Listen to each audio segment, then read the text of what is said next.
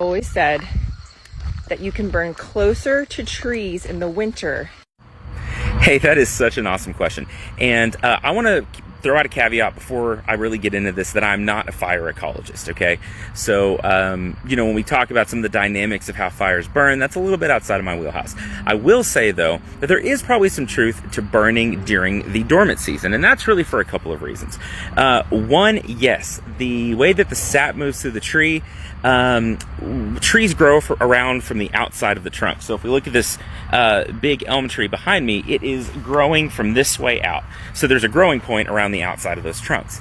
That also goes somewhat dormant during the winter, even though it is still alive. So adding some of that extra heat will not necessarily disrupt the movement of water and nutrients through the plant as much while it's dormant.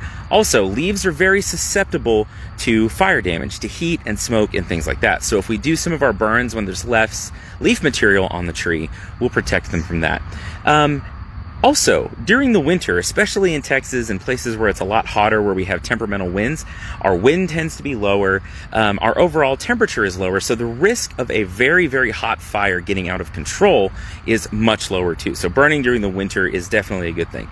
In general, though, the biggest thing we have to think about is fuel load. How much is on the ground around a tree? A tree can take an average fire. We would see fire up here on the plains every few years, and it would keep that fuel load pretty low. If you've got 20 years of fuel load, dropped branches, brush, grass, whatever, you get a really, really hot, really aggressive fire that, regardless of the time of year, can cause a lot more damage.